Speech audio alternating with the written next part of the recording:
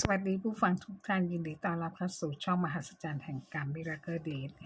ในโลกนี้ไม่ว่าจะเป็นคนจนคนรวยคนธรรมดาไม่มีใครอยู่เหนือกฎธรรมชาติที่ตอบสนองทุกคนตามเหตุปัจจัยที่ตนเองเป็นผู้สร้างไว้ทำอย่างไรได้รับอย่างนั้นเสมอพร้อมจ่ายดอกเบี้ยกรรมด้วยทั้งตอนมีชีวิตและรับโทษทันหลังความตายตามแรงบุญแรงกรรมที่ตนสร้างไว้หนักหรือเบาถ้าคนที่ไม่ประมาทการใช้ชีวิตจะสร้างเสบียงบุญไว้ตั้งแต่ตอนมีชีวิต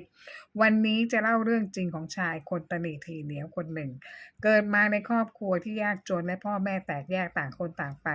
คนละทิศละทางแต่พ่อของชายคนนี้เจ้าชู้มีเมียหลายคนและไม่เลี้ยงดูบ้านเล็กบ้านน้อยดูแลแต่เมียหลวงเท่านั้นและก็กรรมอีกเช่นกันเมียหลวงที่พ่อของชายคนนี้รักมากไม่มีลูกด้วยกันชายคนนี้เติบโตขึ้นมาต้องต่อสู้ชีวิตเพื่อความอยู่รอดแต่ใฝ่ดีในรักการเรียนเพราะรู้รสชาติของคนที่ไม่เรียนหนังสือต้องทำงานลำบากและเขาไม่ต้องการใช้ชีวิตกรรมกรจึงมานะพยายามทำงานเพื่อให้ได้เงินมาเรียนหนังสือจนจบปริญญาตรีและสอบรับราชการได้ตำแหน่งที่ใหญ่โตสร้างฐานะจนมีฐานะดีคนหนึ่งแต่งงานมีครอบครัวเนื่องจากเกิดมาจากคนฐานะยากจนหรืออย่างไรไม่ทราบพอสร้างตัวมีฐานะดีกลับกลายเป็นคนที่ตนีทีเหนียวมากไม่มีน้ำใจเอื้อเฟื้อเผื่อแผ่ให้ใครเลยไม่ว่าพ่อแม่ญาติพี่น้องพี่สาวหรือเพื่อนฝูงเป็นคนที่รับอย่างเดียวไม่เคยให้ความช่วยเหลือใครเลยถ้าใครมาขอความช่วยเหลือก็จะด่าว่าต่างๆนานาให้เจ็บใจและไม่ต้องการมาหาอีกซึ่งเป็นเจตนาของชายคนนี้ต้องการให้เป็นเช่นนั้นถ้าถ้าทำทานบริจาคสิ่งของให้ใครก็นำแต่ของอาหารที่เน่าเสียคือลาขึ้นดำเขียว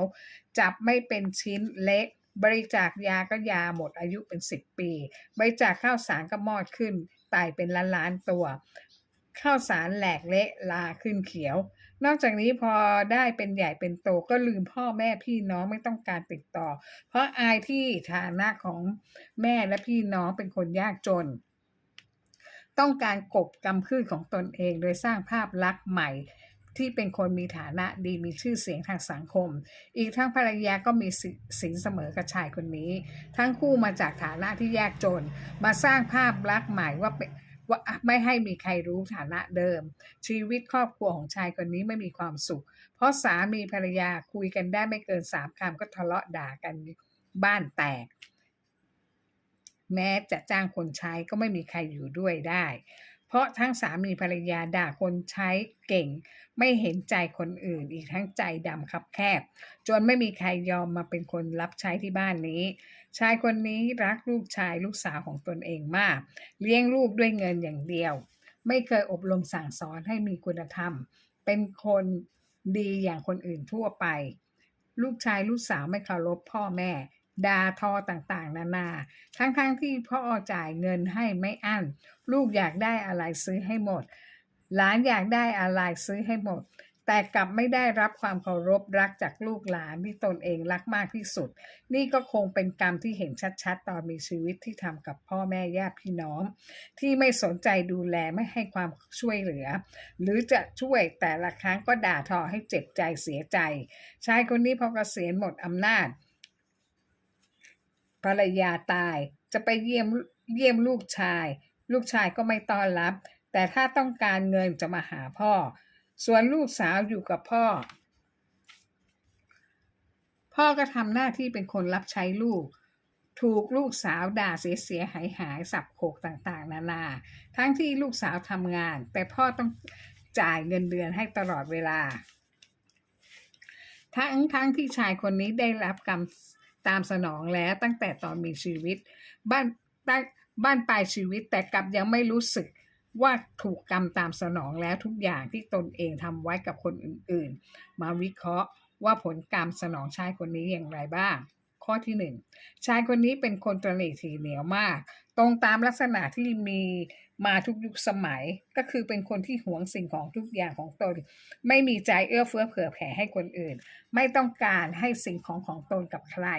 แม้แต่สิ่งที่ตนไม่ได้ใช้ประโยชน์อะไรแล้วก็ตามไม่ต้องพูดถึงการบริจาคทรัพย์ทำบุญหรือทำทานยิ่งจะไม่ยอมให้ เพราะหวงในทรัพย์ของตนคิดแต่ประโยชน์ส่วนตัวเท่านั้นเองทำอย่างไรให้ตัวเองได้ประโยชน์มากที่สุดไม่คำนึงถึงประโยชน์ส่วนรวมไม่คิดถึงจิตใจของผู้อื่นไม่ให้ทานแม้แต่ญาติพี่น้องของตนหรือเพื่อนและคนอื่นๆตอนมีชีวิตจะไร้ญาติขาดมิตรตอนตายจะไปเกิดเป็นสัตว์เดรัจฉานเฝ้าสมบัติผลกรรมที่ตอบสนองตอนบ้านปลายชีวิตนี้ก็คือลูกหลานเฝ้าแต่มารีดไถเงินทองจากพ่อเท่านั้นความเคารพนับถือไม่มีเลยและด่าพ่อต่างๆนานาเหมือนอย่างที่ชายคนนี้ได้เคยด่าใครๆที่มาขอความช่วยเหลือเขา 2. ชายคนนี้ตนีทีเหนียวทั้งที่มีเงินมากมายแต่กลับกินอะไรก็ไม่เคยอิ่มท้องไม่รู้สาเหตุเพราะอะไร 3. ชายคนนี้ตนีทีเหนียวขาดแคลนความรักจิตใจโหยหาความรักภายในจิตใจของเขาเงียบเหงาเศร้าส้อยเขาบอกว่าหัวใจเขาเป็นอะไรไม่รู้เศร้าอย่างไม่มีสาเหตุทั้งนี้กรรมที่สนองเพราะคนตนีทีเหนียวไม่เคยมีความรักและความเมตตาให้กับผู้อื่นไม่มีใจเอื้อเฟื้อต่อใครๆจิตใจทุกข์ร้อนโดยไม่มีสาเหตุไม่มีใครทำให้ทุกข์แต่ใจของชายคนนี้ทุกข์ของเขาเอง 4. ชายคนนี้ตนีทีเหนียวตอนหนุ่มไม่มาเยี่ยมแม่ไม่ว่ายามเจ็บหรือยามปกติสุขยังดีที่ให้เงินเดือนแม่กินใช้บ้างแต่ไม่มากนักทั้งที่เขามีเงินมากมายมาดูผลกรรมที่ตอบสนองตอนที่ตัวชายคนนี้ป่วยหรือภรรยาป่วยลูกชายหลานชายลูกสาวไม่เคยมาเยี่ยมพ่อเขาเลยไม่เคยเยี่ยมแม่เขาด้วยที่โรงพยาบาลมันก็ตอบสนองเหมือนอย่างที่ชายคนนี้ทำไว้กับแม่และญาติพี่น้องทุกอย่างแต่ที่สำคัญกลับไม่รู้สึกตัวต่อผลกรรมที่ตนเองได้รับตอนมีชีวิตกลับมองโลกในแง่ดีที่ว่าลูกไม่ว่างไม่มาเยี่ยมพ่อแม่ไม่เป็นอะไร 5. ไม่ยอมหาความสุขใส่ตัวตามอัตภาพที่ควรจะเป็นทั้งที่มีเงินมากมายแต่ทำตัวอดอยากทำให้ตัวเองลำบากไม่รู้จักใช้เงินให้เป็นประโยชน์และสร้างเสบียงบุญในภพหน้าเพราะเขาไม่เชื่อเรื่องนรกเรื่องสวรรค์ 6. ชายตนีคนนี้มักคิดว่าทำงานหาเงินด้วยความยากลำบากจึงไม่ยอมช่วยเหลือใครเก็บเงินอย่างเดียวรักเฉพาะครอบครัวของตนอย่างเดียวไม่ช่วยเหลือใครเลยเมื่อเลี้ยงลูกด้วยเงินไม่เลี้ยงลูกด้วยคุณธรรมผลกรรมก็ตอบสนองโดยลูกหลานทุกคนไม่เคยเคารพนับถือปู่ย่าเลยไม่มาเยี่ยมด้วยและเมื่อจะมาก็เมื่อต้องการเงินจากปู่ย่าเท่านั้นชายคนนี้และภรรยาของเขาตอนที่ยังมีชีวิตอยู่ปลูกฝังลูกชายลูกสาวว่า